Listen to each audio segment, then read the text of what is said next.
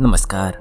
आप सुन रहे हैं धर्मवीर भारती की रचना गुनाहों का देवता भाग 10। इससे पहले आपने सुना सुधा की बहन बिंती जो चंदर से काफी शर्माती थी, गांव से आई थी, अब चंदर से काफी कुछ बोलने लगी है। और अब आगे। सुधा पर इन दिनों घूमना सवार था। सुबह हुई कि चप्पल पहनी और गायब। गेसु, कामनी, प्रभा, लीला, शायद ही कोई लड़की बची होगी जिसके यहाँ जाकर सुधा उधम न मचा आती हो और चार सुख दुख की बातें न कर आती हो। बिंती को घूमना कम पसंद था। हाँ, जब कभी सुधा गेसु के यहाँ जाती थी तो बिंती जरूर जाती थी। उसे सुधा की सभी मित्रों में गेसु सबसे ज़्यादा पसंद थी। डॉक्टर शुक्ला के ब्यूरो में छुट्टी हो चुकी थी, पर वे सुधा का ब्याह तक करने की कोशिश कर रहे थे, इसलिए वह बाहर भी नहीं गए थे। चंदर 1.5 महीने तक लगातार मेहनत करने के बाद पढ़ाई लिखाई की ओर से आराम कर रहा था और उसने निश्चित कर लिया था कि अब बरसात के पहले वह किताब नहीं छुएगा। बड़े आराम के दिन कटते थे उसके। सुबह उठकर साइकिल पर गंगा नहाने जाता था और वहाँ अक्सर ठाकुर साहब से भी मुलाकात हो जाती थी। डॉक्टर शुक्ला ने भी कई दफ़े इरादा किया कि वे गंगा जी चला करें, लेकिन एक तो उनसे दिन में काम नहीं होता था। शाम को वे घूमते और सुबह उठकर किताबें लिखते थे। एक दिन सुबह लिख रहे थे कि चंदर आया और उनके पैर छूकर बोला, प्रांतीय सरकार का वह पुरस्कार कल शाम को आ गया। कौन सा? वह जो उत्तर प्रांत में माता और शिशुओं की मृत्यु संख्या पर मैंने निबंध लिखा था, उसी पर। तो क्या पदक आया? डॉक्टर शुक्ला ने कहा। जी। अपनी जेब से एक मखमली डिब्बा निकालकर चंदर ने दे दिया। पदक बहुत सुंदर था, जगमगाता हुआ स्वर्ण पदक जिसमें प्रांतीय राजमुद्रा अंकित थी। ईश्वर तुम्हें बहुत यशस्वी करे जीवन में। डॉक्टर शुक्ला ने पदक उसकी कमीज में अपने हाथों से लगा दिया। जाओ अंदर सुधा को दिखाओ। चंदर जाने लगा तो डॉक्टर साहब ने बुलाया, अच्छा अब सुधा की शादी का इंतजाम करना है। हमसे तो कुछ होने से रहा, तुम्ही को सब कुछ करना होगा। और सुनो, जेठ दशहरा को लड़के का भाई और माँ देखने आ रही हैं और बहन भी आएगी गांव से। अच्छा। चंदर बैठ गया कुर्सी पर और बोला, कहाँ का है लड़का? क्या करता है? लड़का शाहजहांपुर से है, घर के जमींदार हैं ये लोग। लड़का एमए है और अच्छे विचारों का है। उसने लिखा है कि सिर्फ 10 आदमी बारात में आएंगे, एक दिन रुकेंगे, संस्कार के बाद चले जाएंगे। सिवा लड़की के गहने कपड़े और लड़के के गहने कपड़ों के और कुछ भी नहीं स्वीकार करेंगे। अच्छा, ब्राह्मण में तो ऐसा कुल नहीं मिलेगा, तभी तो सुधा की किस्मत है, वरना तुम बिंती के ससुर को तो देख ही चुके हो। अच्छा जाओ सुधा से मिलाओ। वह सुधा के कमरे में आ गया। सुधा थी ही नहीं। वह आंगन में आया, देखा महाराजिन खाना बना रही हैं और बिंती बरामदे में पुरादे की अंगीठी पर पकौड़ियाँ बना रही हैं। आइए, बिंती बोली। दीदी तो गई हैं गेसु को बुलाने, आज गेसु की दावत है। पीढ़ी पर बैठिएगा, लीजिए। एक पीढ़ा चंदर की ओर बिंती ने खिसका दिया। चंदर बैठ गया। बिंती ने उसकी हाथ में मखमली डिब्बा देखा तो पूछा, यह क्या लाए? कुछ दीदी के लिए है क्या? यह तो अंगूठी मालूम पड़ती है। अंगूठी? वह क्या दाल में मिला के खाएगी? जंगली कहीं की, उसे क्या तमीज है अंगूठी पहनने की? हमारी दीदी के लिए ऐसी बात की तो अच्छा नहीं होगा। हाँ, उसे बिंती ने उसी तरह गर्दन टेढ़ी कर आंखें डुलाते हुए धमकाया। उन्हें नहीं अंगूठी पहननी आएगी तो क्या आपको आएगी? अब ब्याह में सोलह सिंगार करेंगी। अच्छा, दीदी कैसी लगेंगी घूंघट काट के? अभी तक तो सिर खोले चकई की तरह घूमती फिरती है। तुमने तो डाल ली आदत ससुराल में रहने की। चंदर ने बिंती से कहा। अरे हमारा क्या? एक गहरी सांस लेते हुए बिंती ने कहा, हम तो उसी के लिए बने थे, लेकिन सुधा दीदी को ब्याह शादी में न फंसना पड़ता तो अच्छा था। दीदी इन सब के लिए नहीं बनी थी। आप मामा जी से कहते क्यों नहीं? चंदर ने कुछ जवाब नहीं दिया, चुपचाप बैठा हुआ सोचता रहा। बिंती भी कढ़ाई में से पकौड़ियाँ निकाल निकाल कर थाली में रखने लगी। थोड़ी देर बाद जब वह घी में पकौड़ियाँ डाल चुकी थी तब भी वह वैसे ही गुमसुम बैठा सोच रहा था। क्या सोच रहे हो आप? नहीं बताइएगा? फिर अभी हम दीदी से कह देंगे कि बैठे बैठे सोच रहे थे, विनती बोली। क्या तुम्हारी दीदी का डर पड़ा है? चंदर ने कहा। अपने दिल से पूछिए, हमसे नहीं बन सकते हैं आप, विनती ने मुस्कुरा कर कहा और उसके गालों में फूलों के कटोरी खिल गए। अच्छा, इस डिब्बे में क्या है? कुछ प्राइवेट? नहीं जी, प्राइवेट क्या होगा, और वह भी तुमसे? सोने का मेडल है, मिला है मुझे एक लेख पर। और चंदर ने डिब्बा खोलकर दिखला दिया। हाँ हाँ, ये तो बहुत अच्छा है, हमें दे दीजिए, विनती बोली। क्या करेगी तू? चंदर ने हंसकर पूछा। अपने आने वाले जीजा जी के लिए कान के बुंदे बनवा लेंगे, विनती बोली। अरे हाँ, आपको एक चीज़ दिखाएंगे। क्या? यह नहीं बताते, देखिएगा तो उछल पड़िएगा। तो दिखाओ ना। अभी तो दीदी आ रही होंगी, दीदी के सामने नहीं दिखाएंगे, सुधा से छिपकर हम कुछ नहीं कर सकते, तुम जानती हो, चंदर बोला। छिपाने की बात थोड़ी ये है, देखकर तब उन्हें बता दीजिएगा। वैसे वह खुद सुधा दीदी से क्या छिपाते हैं? लो, सुधा दीदी तो आ गई। चंदर ने पीछे मुड़कर देखा। सुधा के हाथ में एक लंबा सा सरकंडा था, उसे झंडे की तरफ फहराती हुई चली आ रही थी। चंदर हंस पड़ा। ओह, खिल गए दीदी को देखते ही, विनती बोली और एक गरम पकौड़ी चंदर के ऊपर फेंक दी। अरे, बड़ी शैतान हो गई है तू इधर, पाजी कहीं की, चंदर बोला। सुधा चप्पल उतार कर अंदर आई, झूमती इटलाती हुई चली आ रही थी। कहो सेठ स्वार्थीमल, उसने चंदर को देखते ही कहा। सुबह हुई और पकौड़ी की महक लग गई तुम्हें। पीढ़ा खींचकर उसके बगल में बैठ गई और सरकंडा चंदर के हाथ में रखते हुए बोली, लो, यह गन्ना घर में बो देना और गडेरी खाना। अच्छा। और हाथ बढ़ाकर वह डिबिया उठा ली और बोली, इसमें क्या है, खोले या ना खोलें? अच्छा, खत तक तो हमारे बिना पूछे खोल लेती हो, इसे पूछ के खोलोगी? अरे, हमने सोचा शायद इस डिबिया में पम्मी का दिल हो, तुम्हारी मित्र है, शायद स्मृति चिन्ह में वही दिया हो। और सुधा ने डिबिया खोली तो उछल पड़ी। यह तो उसी निबंध पर मिला है जिसका चार्ट तुम बना रहे थे। हाँ, तब तो ये हमारा है, डिबिया अपने वक्ष में छिपाकर सुधा बोली। तुम्हारा तो है ही, मैं अपना कब कहता हूँ, चंदर ने कहा।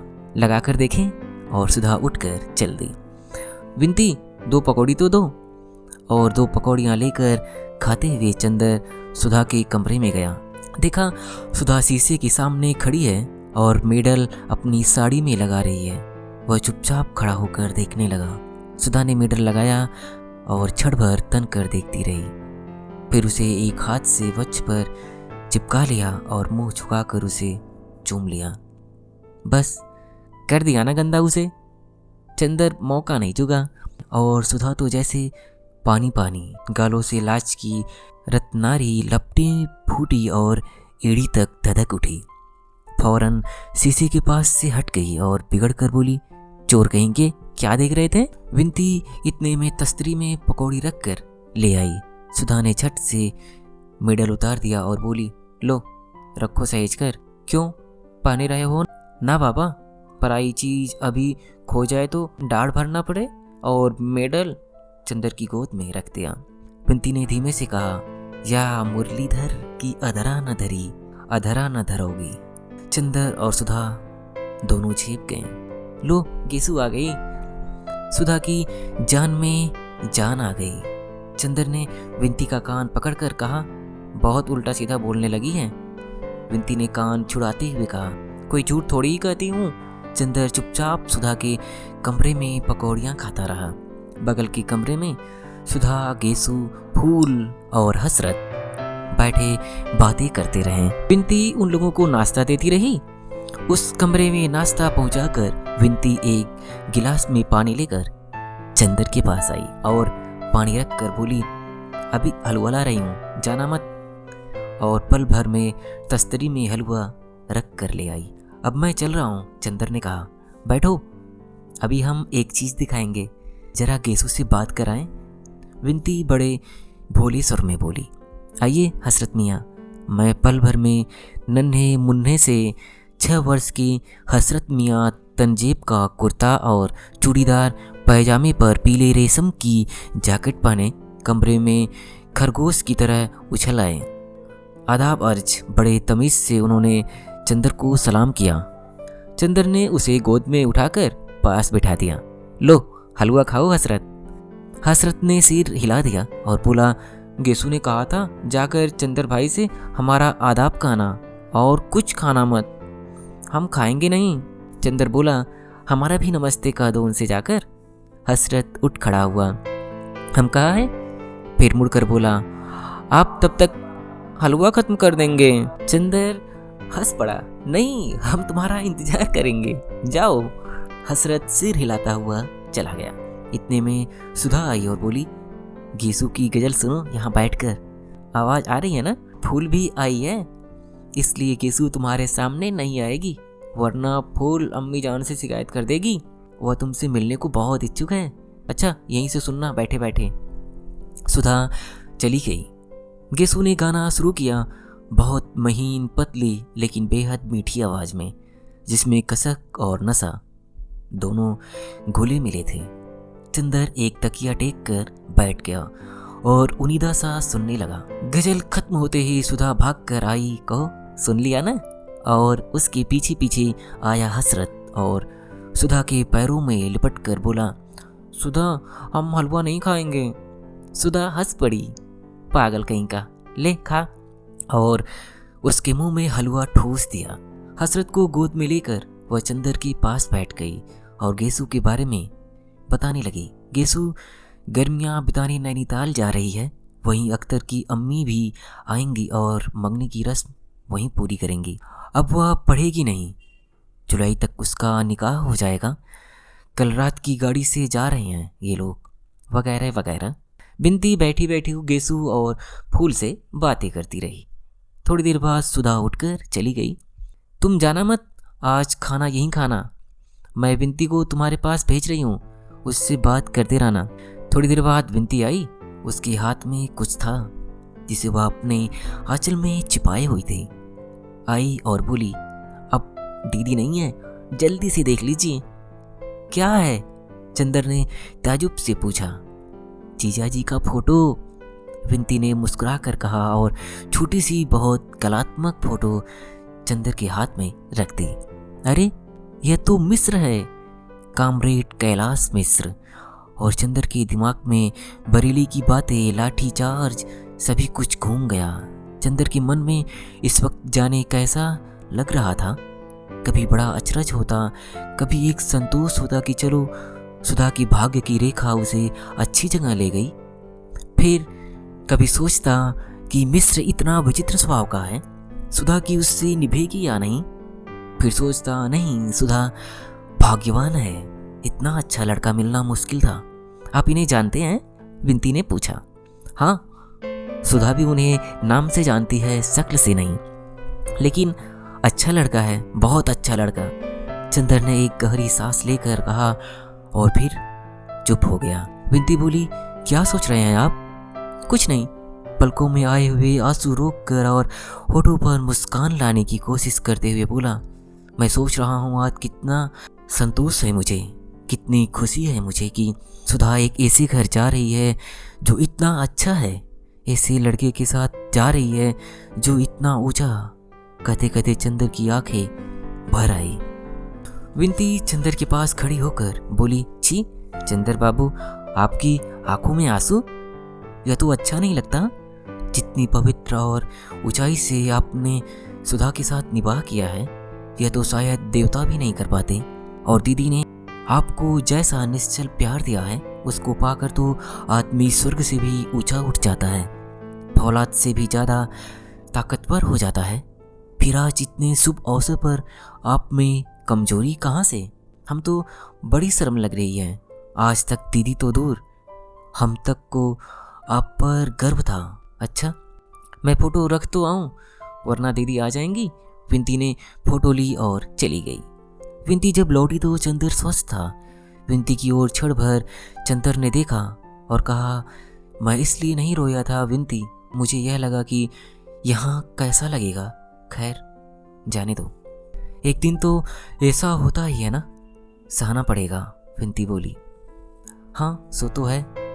अच्छा विनती, सुधा ने यह फोटो देखी है? चंदर ने पूछा। अभी नहीं, असल में मामा जी ने मुझसे कहा था कि यह फोटो दिखा दे सुधा को, लेकिन मेरी हिम्मत नहीं पड़ी। मैंने उनसे कह दिया कि चंदर आएंगे तो दिखा देंगे, आप जब ठीक समझे तो दिखा दें। जेठ दशहरा अगले ही मंगल को है, विनती ने कहा। अच्छा, एक गहरी सांस लेकर चंदर बोला। विनती थोड़ी देर तक चंदर की ओर एकटक देखती रही। चंदर ने उसकी निगाह चुरा ली और बोला, क्या देख रही हो विनती? देख रही हूं कि आपकी पलकें झपकती हैं या नहीं। विनती बहुत गंभीरता से बोली। क्यों? इसलिए कि मैंने सुना था देवताओं की पलकें कभी नहीं गिरती। चंदर एक फीकी हंसी हंस कर रह गया। नहीं, आप मजाक ना समझे। मैंने अपनी जिंदगी में जितने लोग देखे हैं उनसे आप जैसा कोई भी नहीं मिला।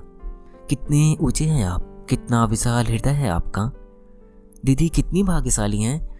चंदर ने कुछ जवाब नहीं दिया। जाओ फोटो ले आओ, उसने कहा। आज ही दिखा दो, जाओ खाना भी ले आओ। अब घर जाकर क्या कर रहा है? पापा को खाना खिलाने के बाद चंदर और सुधा खाने बैठे। महाराजिन चली गई थी, इसलिए विनती सेक कर रोटी दे रही थी। सुधा एक रेशमी सनिया पहने चौके के अंदर खा रही थी और चंदर चौके के बाहर। सुबह के कच्चे खाने में डॉक्टर शुक्ला बहुत छूत छात का विचार रखते थे। देखो, आज विनती ने रोटी बनाई है तो कितनी मीठी लग रही है। एक तुम बनाती हो कि मालूम ही नहीं पड़ता रोटी है कि सोख्ता। चंदर ने सुधा को चिढ़ाते हुए कहा। सुधा ने हंसकर कहा, हमें विनती से लड़ाई कराने की कोशिश कर रहे हो? विनती की हमसे जिंदगी भर लड़ाई नहीं हो सकती। अरे हम सब समझते हैं इनकी बात, विनती ने रोटी पटकते हुए कहा। और जब सुधा सिर झुकाकर खाने लगी तो विनती ने आँख के इशारे से पूछा, कब दिखाओगे? चंदर ने सिर हिलाया और फिर सुधा से बोला, तुम उन्हें चिट्ठी लिखोगे? किन्हें? कैलाश मिश्रा को, वही बरेली वाले। उन्होंने हमें खत लिखा था, उसमें तुम्हें प्रणाम लिखा था। चंदर बोला, नहीं, खत वत हम नहीं लिखते, उन्हें एक दफ़ा बुलाओ तो यहाँ। हाँ बुलाएंगे, अब महीने 2 महीने बाद वह तुमसे खूब परिचय करा देंगे और तुम्हें उसकी पार्टी में भी भर्ती करा देंगे। चंदर ने कहा। क्या? हम मजाक नहीं करते, हम सचमुच समाजवादी दल में शामिल होंगे। सुधा बोली, अब हम सोचते हैं कुछ काम करना चाहिए, बहुत खेल कूद लिए, बचपन निभा लिया। उन्होंने अपना चित्र भेजा है, देखोगी? चंदर ने जेब में हाथ डालते हुए पूछा। कहाँ? सुधा ने बहुत उत्सुकता से पूछा। निकालो देखें। पहले बताओ कि हमें क्या इनाम दोगी? बहुत मुश्किल से भेजा उन्होंने चित्र, चंदर ने कहा। इनाम देंगे इन्हें? सुधा बोली और झट से झपट कर चित्र छीन लिया। अरे छू लिया चौके में से, विनती ने दबी जवान से कहा। सुधा ने थाली छोड़ दी, अब छू गई थी वह, अब खा नहीं सकती थी। अच्छी फोटो देखी दीदी? सामने की थाली छूट गई, विनती ने कहा। सुधा ने हाथ धोकर आंचल के छोर से पकड़कर फोटो देखी और बोली, चंदर सचमुच देखो कितने अच्छे लग रहे हैं, कितना तेज है चेहरे पर, और माथा देखो कितना ऊंचा है। सुधा फोटो देखते हुए बोली, अच्छी लगी फोटो? पसंद है? चंदर ने गंभीरता से पूछा। हाँ हाँ, और समाजवादियों की तरह नहीं लगते, सुधा बोली। अच्छा सुधा, यहाँ आओ। और चंदर के साथ सुधा अपने कमरे में जाकर पलंग पर बैठ गई। चंदर उसके पास बैठ गया, उसका हाथ अपने हाथ में लेकर उसकी अंगूठी घुमाते हुए बोला, सुधा एक बात कहे मानोगी? क्या? सुधा ने बहुत दुलार और भोलेपन से पूछा। पहले बता दो कि मानोगी। चंदर ने उसकी अंगूठी की एक और एकटक देखते हुए कहा, फिर हमने कभी कोई बात तुम्हारी टाली है? क्या बात है, तुम मानोगी चाहे कुछ भी हो? चंदर ने पूछा। हाँ हाँ कह तो दिया, अब कौन सी तुम्हारी ऐसी बात है जो तुम्हारी सुधा नहीं मान सकती? आंखों में वाड़ी में अंग अंग से सुधा ने आत्म समर्पण झलक रहा था। फिर अपनी बात पर कायम रहना। सुधा, देखो, उसने सुधा की अंगुलियां अपनी पलकों से लगाते हुए कहा। मेरी सुधा, तुम उस लड़के से ब्याह कर लो। क्या? सुधा चोट खाई नागिन की तरह तड़प उठी। इस लड़के से? यही शक्ल है इसकी हमसे ब्याह करने की? चंदर, हम ऐसा मजाक नापसंद करते हैं, समझे कि नहीं? इसलिए बड़े प्यार से बुला लाए, बड़ा दुलार कर रहे थे। तुम अभी वायदा कर चुकी हो। चंदर ने बहुत अजीजी से कहा। वायदा कैसा? तुम कब अपने वायदे निभाते हो? और फिर यह धोखा देकर वायदा कराना क्या? हिम्मत ही तो साफ साफ कहते हमसे। हमारे मन में आता सो कहते। हमें इस तरह बात कर क्यों बलिदान चढ़ा रहे हो? और सुधा मारे गुस्से से रोने लगी। चंदर स्तब्ध, उसने इस दृश्य की कल्पना ही नहीं की थी। वह क्षण भर खड़ा रहा। वह क्या कहे सुधा से? कुछ समझ में ही नहीं आता था। वह गया और रोती हुई सुधा के कंधे पर हाथ रख दिया। हटो उधर। सुधा ने बहुत रुखाई से हाथ हटा दिया और आंचल से सिर ढकती हुई बोली, मैं ब्याह नहीं करूंगी, कभी नहीं करूंगी, किसी से नहीं करूंगी। तुम सभी लोगों ने मिलकर मुझे मार डालने की ठानी है, तो मैं अभी सिर पटक कर मर जाऊं। और मारे तैस के सचमुच सुधा ने अपना सिर दीवार पर पटक दिया। अरे! दौड़कर चंदर ने सुधा को पकड़ लिया, मगर सुधा ने गरज कर कहा, दूर हटो चंदर, छूना मत मुझे। और जैसे उसमें जाने कहाँ की ताकत आ गई है, उसने अपने को छुड़ा लिया। चंदर ने दबी जबान में कहा, जी सुधा, यह तुमसे उम्मीद नहीं थी। मुझे यह भावुकता तुम्हें शोभा नहीं देती। बातें कैसी कर रही हो तुम? हम वही चंदर हैं। हाँ, वही चंदर हो। और तभी तो यह इस सारी दुनिया में तुम ही एक रह गए हो जो मुझे फोटो दिखाकर पसंद कराने को। सुधा सिसक सिसक कर रोने लगी। पापा ने भी धोखा दिया। हमें पापा से यह उम्मीद नहीं थी। पगली, कौन अपनी लड़की को हमेशा अपने पास रख पाया है? चंदर ने बोला। तुम चुप रहो चंदर, हमें तुम्हारी बोली जहर लगती है। सुधा, यह फोटो तुम्हें पसंद है? तुम्हारी जबान हिली कैसे? शर्म नहीं आई तुम्हें? हम कितना मानते थे पापा को, कितना मानते थे तुम्हें। हमें यह नहीं मालूम था कि तुम लोग ऐसा करोगे। थोड़ी देर चुपचाप सिसक सुधा और फिर धधक कर उठी और कहा, वह फोटो लाओ। अभी मैं जाऊंगी पापा के पास और कहूंगी उनसे, हाँ, मैं इस लड़के को पसंद करती हूँ, वह बहुत अच्छा है, बहुत सुंदर है, लेकिन मैं उससे शादी नहीं करूंगी, मैं किसी से शादी नहीं करूंगी, झूठी बात है। और उठकर पापा के कमरे की ओर जाने लगी। खबरदार जो कदम बढ़ाया। चंदर ने डांट कर कहा, बैठो इधर, मैं नहीं रुकूंगी। सुधा ने अकड़ कर कहा, नहीं रुकोगी? नहीं रुकोगी? और चंदर का हाथ तैस में उठा और एक भरपूर तमाचा सुधा के गाल पर पड़ा।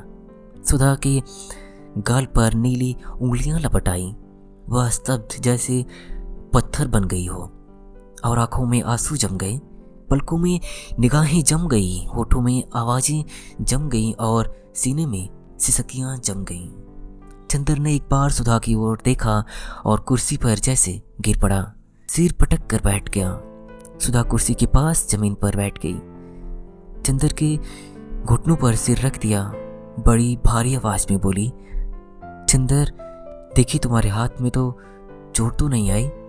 चंदर ने सुधा की ओर देखा, एक ऐसी निगाह जिसमें कब्र मुंह फाड़ कर जमुआई ले रही थी। सुधा एकाएक फिर सिसक पड़ी और चंदर के पैरों में सिर रखकर बोली, चंदर, सचमुच मुझे अपने आश्रय से निकाल कर ही मानोगे? चंदर, मजाक की बात दूसरी है, जिंदगी में तो दुश्मनी मत निकाला करो। चंदर एक गहरी सांस लेकर चुप हो गया और सिर थाम कर बैठ गया। 5 मिनट बीत गए। कमरे में सन्नाटा, गहन खामोशी। सुधा चंदर के पाँवों को छाती से चिपकाए सोनी सोनी निगाहों से जाने कुछ देख रही थी।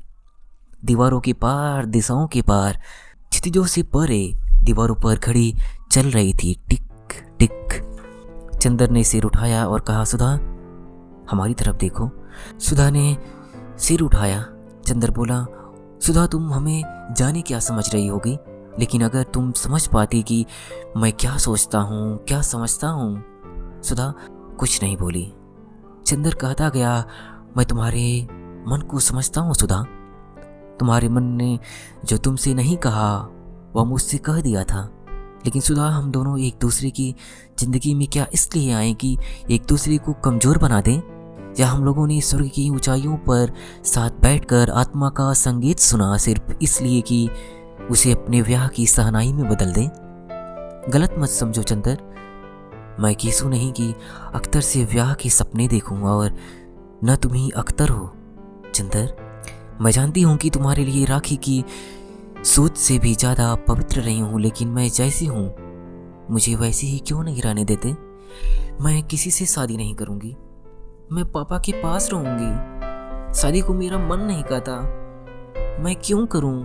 तुम गुस्सा मत हो, दुखी मत हो, तुम आज्ञा दोगे तो मैं कुछ भी कर सकती हूँ, लेकिन हत्या करने से पहले यह तो देख लो कि मेरे हृदय में क्या है।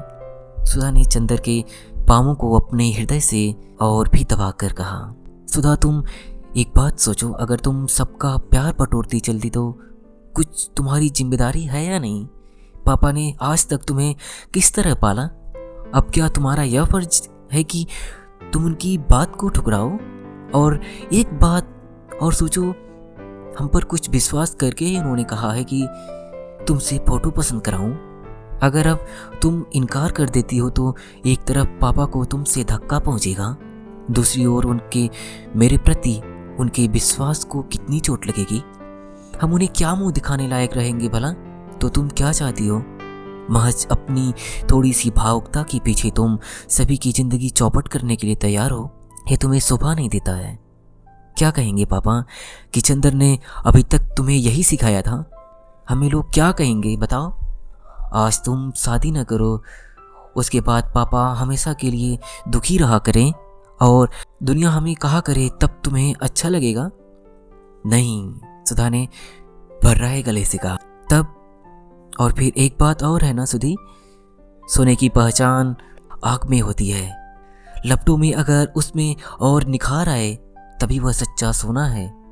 सचमुच मैंने तुम्हारे व्यक्तित्व को बनाया है या तुमने मेरे व्यक्तित्व को बनाया है, यह तो तभी मालूम होगा जब हम लोग कठिनाइयों से, वेदनाओं से, संघर्षों से खेलें और बाद में विजयी हों।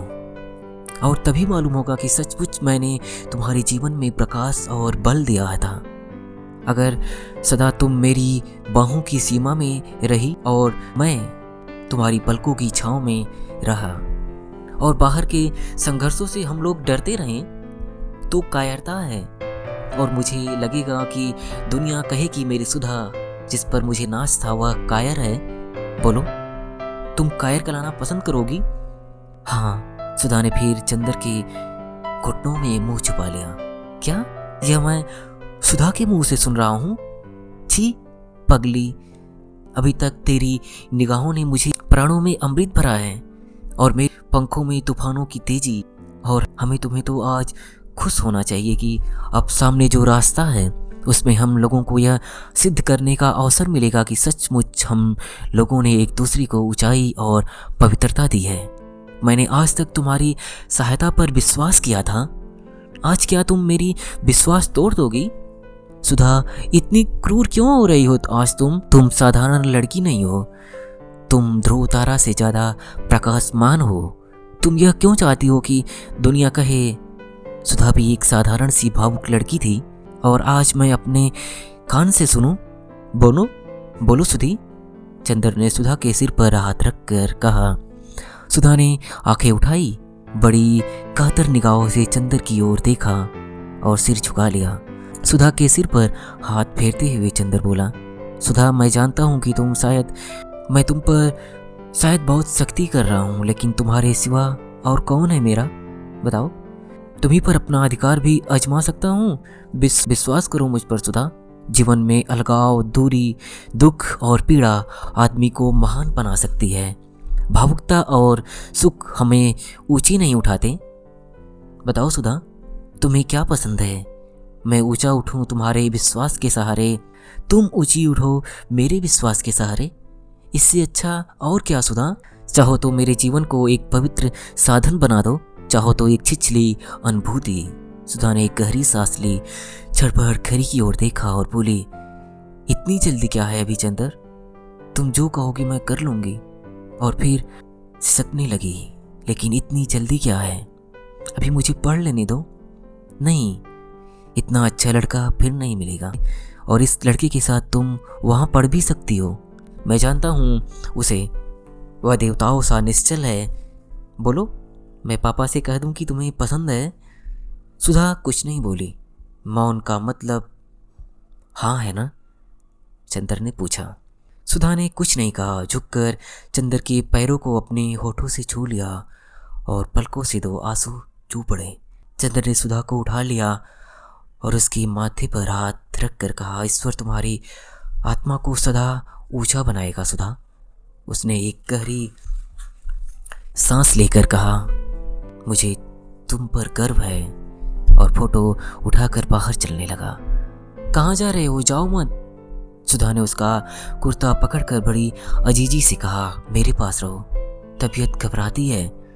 चंदर पलंग पर बैठ गया। सुधा तकिए पर सिर रखकर लेट गई और फटी फटी पथराई आंखों से जाने क्या देखने लगी। चंदर भी चुप, बिल्कुल खामोश। कमरे में सिर्फ घड़ी चल रही थी, टिक टिक टिक। थोड़ी देर बाद सुधा ने चंदर के पैरों को अपने तकिए के पास खींच लिया और तलवों पर होठ रख कर उसमें मुंह छिपाकर चुपचाप लेटी रही। विनती आई, सुधा हिली भी नहीं। चंदर ने देखा वह सो गई थी। विनती ने फोटो उठाकर इशारे से पूछा, मंजूर? हाँ। विनती ने बजाय खुश होने के चंदर की ओर देखकर सिर झुका लिया और चली गई। सुधा सो रही थी और चंदर के तलवों में उसकी नम कुंवारी सांसें गूंज रही थी। चंदर बैठा रहा, चुपचाप। उसकी हिम्मत न पड़ी कि हिले और सुधा की नींद तोड़ दे।